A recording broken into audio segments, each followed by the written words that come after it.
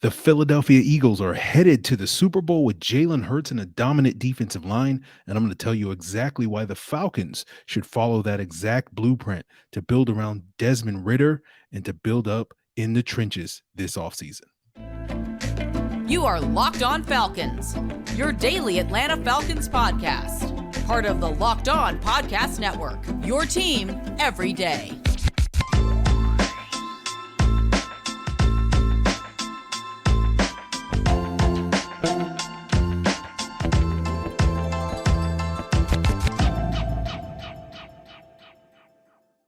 So you guys know me. I'm Aaron Freeman, a.k.a. Mr. Drew, a.k.a. Sirius Black, and of course, the most humble host of this illustrious Locked On Falcons podcast, your daily Atlanta Falcons podcast, part of the Locked On Sports Atlanta podcast family. And today's episode is brought to you by FanDuel Sportsbook, the official sportsbook of the NFL. Make every moment more by visiting fanduel.com/lockedon today to get started. So guys, we thank you for making Locked On Falcons your first listen each and every day. Of course, is free and available Monday through Friday on a variety of podcast platforms, including Apple, Odyssey, Google, and Spotify, and of course on YouTube. Make sure you subscribe to us on YouTube and you'll get the video version of the podcast the night before the audio drops. And check us out on Roku and Amazon Fire TV by downloading the Locked On Sports Atlanta app on your Roku and Amazon Fire TV. So guys, today we're talking about what happened Sunday with the Philadelphia Eagles and the Kansas City Chiefs advancing to Super Bowl 56, I believe it is, in Arizona this year. But, I want to tell you a story first before we get into that. Once upon a time, there was a team that paid a buttload of money to their franchise quarterback after he led them to a Super Bowl. But then his play took a little bit of a dip thereafter. And the team wound up drafting his potential replacement on day 2 of a later draft. But before they could toss the keys fully to that young upstart, they had to dump their former franchise quarterback, had to take a historic amount of dead money in the process. Their young upstart started 4 games in his rookie season. Wasn't great. And there weren't that many people that were convinced that he was the future of their franchise. But the following year after that rookie start, they were picking in the top 10, had a chance to draft a better overall prospect. After all, they're drafting a guy that's considered a top 10 talent rather than settling for a guy that wasn't even a first round pick. But they passed on that quarterback and they gave that young upstart quarterback a chance to prove himself. And he didn't get off to the greatest start in his second NFL season, but he eventually figured it out, in part thanks to having a dominant running game. And they rode that dominant run game all the way to the playoffs. And then when they got there, that young upstart's limited passing ability kind of got exposed, and people were convinced, he just doesn't have it. So everybody figured, okay, it's time to turn the page to another guy, put yourself in a position to go get a better quarterback the next year. But they didn't do that. They rode that young guy. And that young guy in that following season wound up leading them to the Super Bowl. And guys, I'm not describing Desmond Ridder. I just described Jalen Hurts.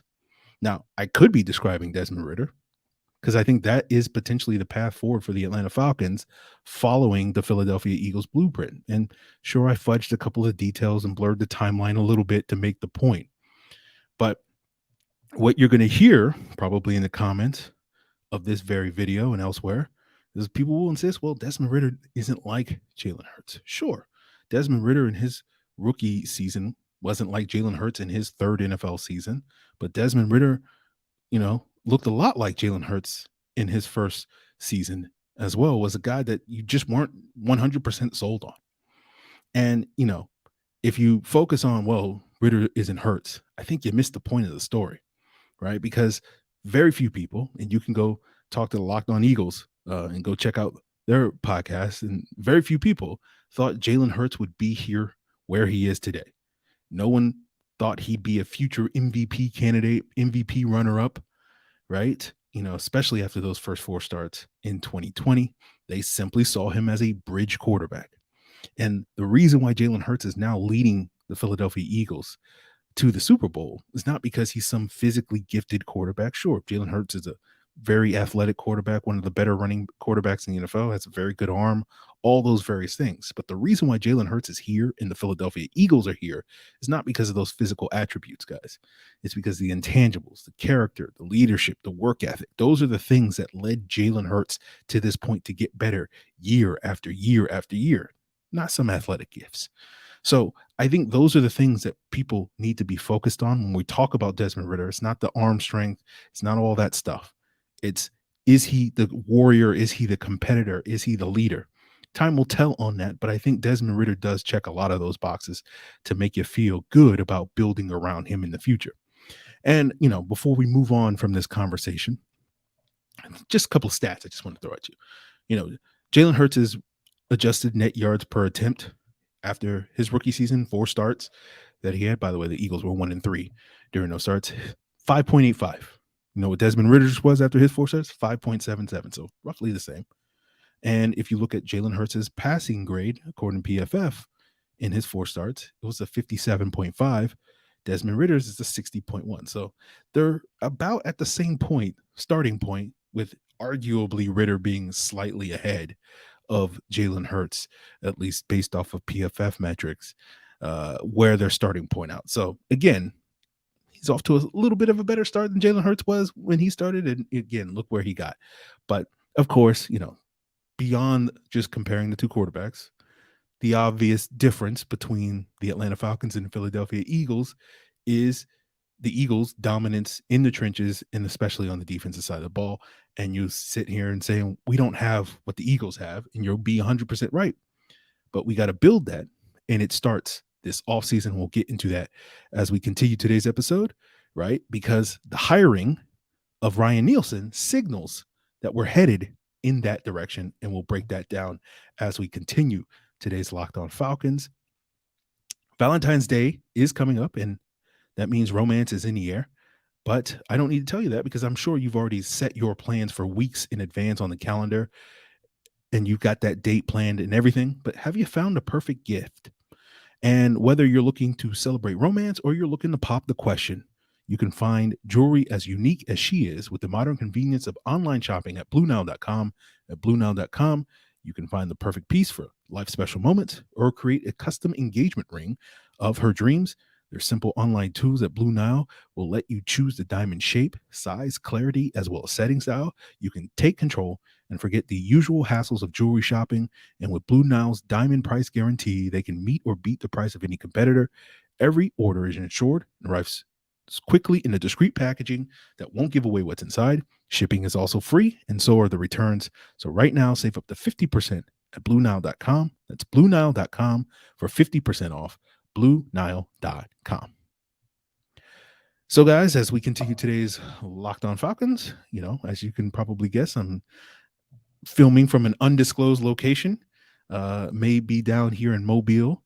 And along with me is going to be the several members of the Locked On Podcast Network, breaking down all the practices. And you can check out Locked On NFL Draft for nightly live shows on Tuesday, Wednesday, and Thursday of this week at 9 p.m. Eastern. So make sure you check out Locked On NFL Draft wherever you get your podcasts. So let's talk about that big fundamental difference that we're all looking at between the Falcons and the Eagles. And of course, that is the strength of the Eagles of roster is being strong in the trenches. And they certainly were already strong in the trenches when Jalen Hurts arrived in 2020. And so he inherited a much more favorable scenario than Desmond Ridder did here in Atlanta. But even though that is a fundamental difference to where Jalen Hurts came in, that doesn't necessarily mean that has to lead to a fundamental difference in where Desmond Ridder, in this case, ends up. And so you got to start somewhere, right? You got to begin that journey at some point in time. And basically the question I ask, and I'm sure many of you are asking, if not now, when? The Falcons have $73 million in cap space this offseason, at least if they cut Marcus Mariota and Casey Hayward, which I think is likely to come. And you can devote a large percentage of that to shoring up, especially that defensive front, which we've touched upon already. And I think the hiring of Ryan Nielsen and looking at what type of defense presumably he's going to want to build, I think you're going to see this finally here in Atlanta this offseason. And we're porting from Dennis Allen's scheme that he built in New Orleans, because, of course, Ryan Nielsen was the D-line coach. Even though he had co-defensive coordinator duties in New Orleans, he wasn't calling plays defensively. That was Dennis Allen's defense. But that defense requires a strong defensive line, right? Because we've talked about it before. They're going to rely heavily on those split safety looks, those two high looks, right? They're going to play primarily man coverage. But instead of playing your standard cover one, it's going to be a lot more cover two, or sometimes it's called cover five, or two man under. And what that does, especially when an offense matches that with five receivers that are being released in the route, means two safeties, five linebackers and corners covering those guys. And that means you can only rush four guys. And so if you're going to get reliable pressure with four, right, you got to have a strong front. And the Saints under Ryan Nielsen have built that over the last 6 seasons. In the 6 years that Ryan Nielsen has coached the Saints defensive line, guess who was number 2 in sacks produced over that 6-year span? The New Orleans Saints. Number 1 was the Steelers. Number 2 was the Saints. Number 3 was the Rams. Number 4 was the Eagles. Number 5 was Washington. And what do those 5 teams have in common? They have difference makers up front. They invested significant resources in their front four. And I think you'll see the Falcons do exactly the same. And then, when they're not playing man coverage, and, the Dennis Allen and Ryan Nielsen led Saints defenses were playing zone, they played a lot more cover 2 and cover 4 with those quote unquote split safety looks rather than your standard cover 3. And we've talked about this before on the podcast. The reason why cover 3 became so popular over the last decade, in part due to the Seahawks success earlier in the decade, but it was in large part due to the fact that it much more easily allows you to bring an extra defender into the box. That strong safety, Cam Chancellor in Seattle, Keanu Neal here in Atlanta for several years. Getting that 8th defender in the box makes it so much easier to defend the run. But we saw in 2021, according to Football Outsiders, these Saints ranked 28th in the NFL in terms of number of defenders in the box, because the Saints don't play cover 3, right? They rely on those split safeties. So that means you're going to rely on those lighter boxes to defend the run, right? And so they were 28th in the NFL in terms of the least amount of defenders, or most amount of defenders in the box, meaning that they were bottom 5 in terms of the numbers in the box, because they often had those safeties, playing deep rather than having that guy creep up into the box. But yet in 2021, when they played with these incredibly light boxes, they still were the best run defense in the NFL, according to Football Outsiders. And how were they able to accomplish that? That was because they were strong up front. And Nielsen is going to be about getting the defensive line that is not only able to pressure the quarterback, but also is going to be very good in his run fits. We heard this from Cam Jordan himself, guys, when he quasi-applauded the Falcons hiring of Ryan Nielsen. Basically, Cam Jordan, I quote, "Ryan Nielsen is a top-tier defensive line coach in terms of developing pass rush and emphasizing technique on run and gap integrity." That's exactly what you need for this type of defensive line that's going to have to be able to control the line of scrimmage, because they're not going to get as much help from those safeties in terms of the box. Same thing goes with the linebackers. The linebacker is going to be more disciplined and do the things that we haven't seen this linebacker core do these last couple of years. So to me, this hiring of Ryan Nielsen signals the Falcons are going to do the darn thing, right? And invest in their defensive line like we've been pining for many, many years. So I sit here in late January, early February, as many of you guys are checking this out. And I will admit, if we get to March and the Falcons are sort of twiddling their thumbs and not making these investments that they need to in order to have that dominant front to be able to control the line of scrimmage, then yes, I will join you. We'll get the pitchforks, we'll get the torches, and we're going to burn Flowery Branch to the ground. But normally, I'm the guy that says, I'll believe it when I see it. But I'm very optimistic. I'm very confident that sitting here today, that we're going to finally see it this offseason. So I look forward to that. I hope you guys are also looking forward to that. So what are we going to see when we finally see it, right? So we'll break down what exactly it is we're going to see come March, when the Falcons are signing some of these free agents and spending that $73 million in free agency to beef up this defensive line. And we'll get into that as we continue today's episode. NFL playoffs are here, and we're excited to tell you about our new sports betting partner for Locked On, because they're the number one sports book in America. That is FanDuel. If you're new to FanDuel, that's even better, because you can find great ways to bet, from the money line to the point spreads to the player props. And you got to love the bigger payouts with the same game parlay. And new customers, if you join today, you'll get started with $150 in free bets guaranteed when you place your first $5 bet. All you got to do is sign up at FanDuel.com/locked on.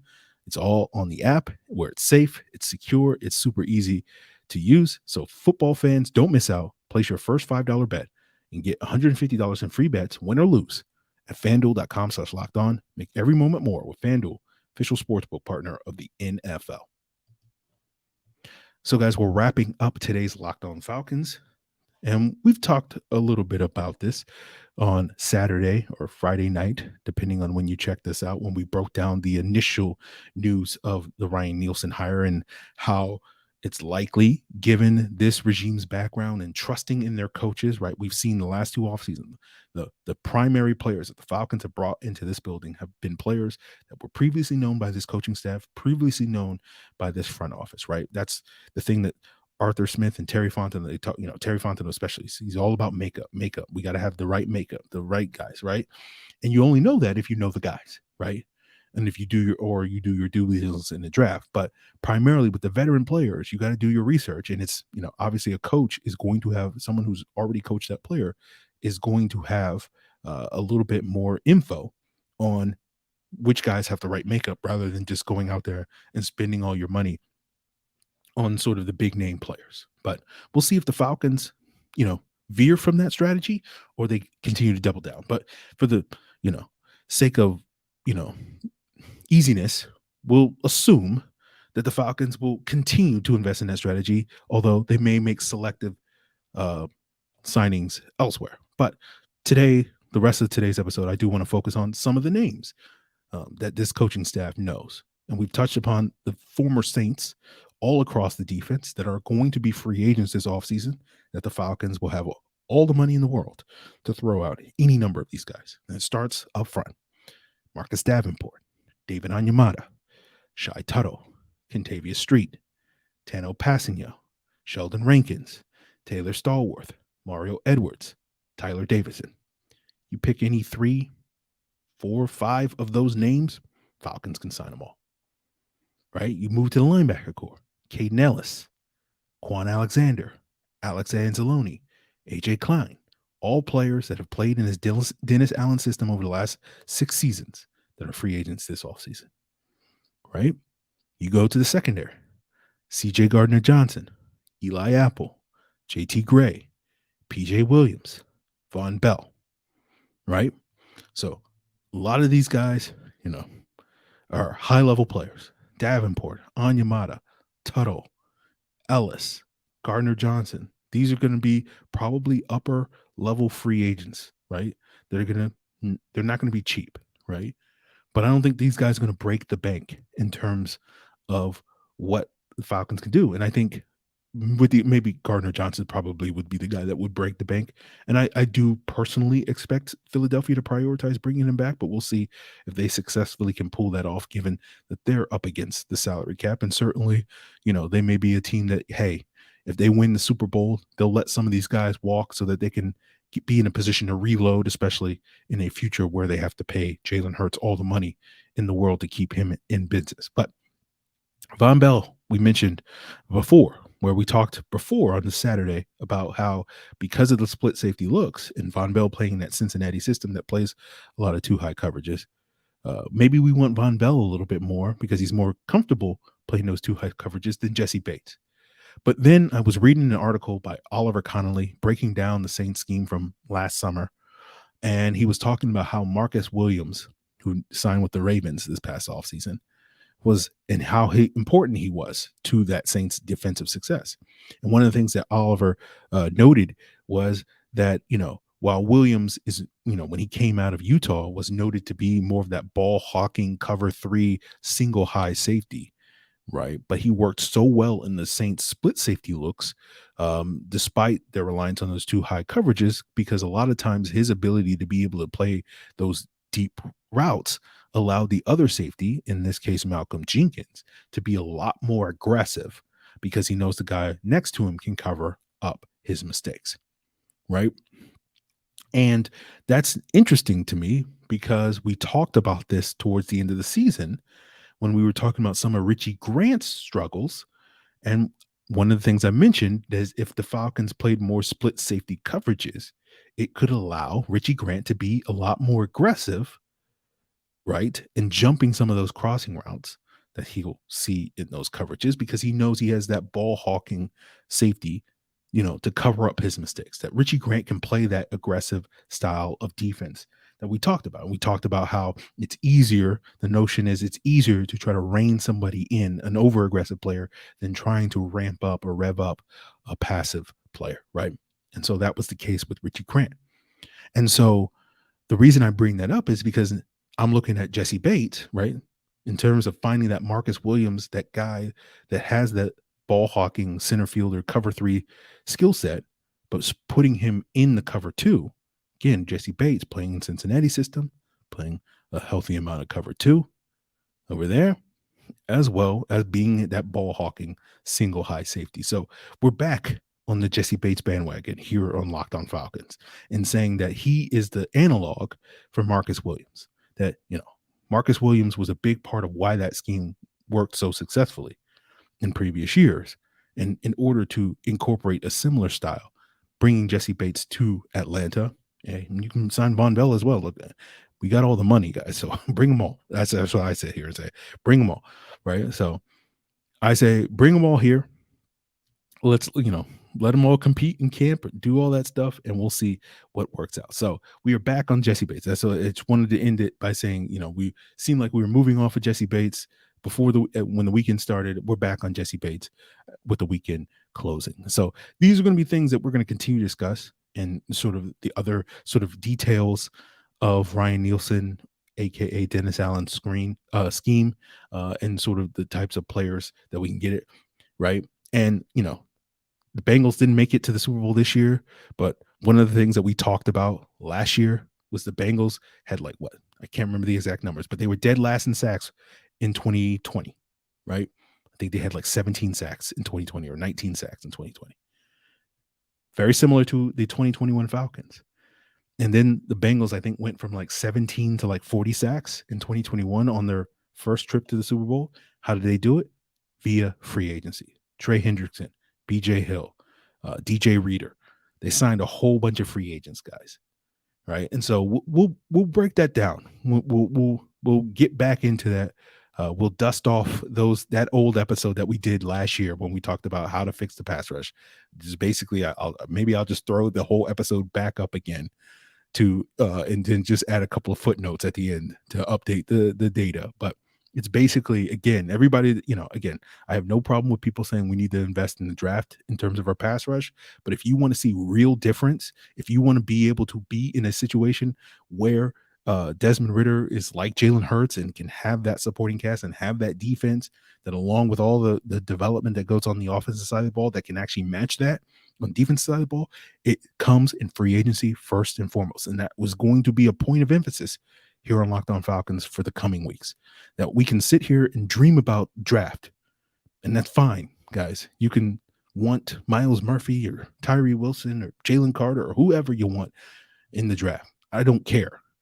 But if this team is going to make any difference and be in any position where they can follow the Eagles' blueprint and have Desmond Ridder potentially winning postseason games in a few years, it's going to start in March, not in April. Starts in March. So remember that. We'll break that down. So we'll follow the Eagles blueprint as well as the Bengals blueprint as well to show, successful teams and how they build this thing. So we'll get into that, guys, in the coming weeks. Hope you enjoyed today's Locked On Falcons. We'll be back for more coverage all week long, breaking down Senior Bowl practice stuff. I'll see if I can get some guests on here, talk a little bit about what they saw in practices and some guys that they have their eyes on all week long. So looking forward to that. Tomorrow should be that first episode the first practice. So I'm very much looking forward to checking out my first Senior Bowl practice on tomorrow's episode, guys. But really appreciate you for tuning in and making us your first listen each and every day. For your second listen, of course, check out Locked On NFL Draft. Check out Locked On NFL for the daily conversations on the biggest stories in sports, as well as Locked On Sports Atlanta, as well as Locked On Hawks, Locked On Bulldogs, Locked On Braves, all part of the Locked On Podcast Network, your team every day.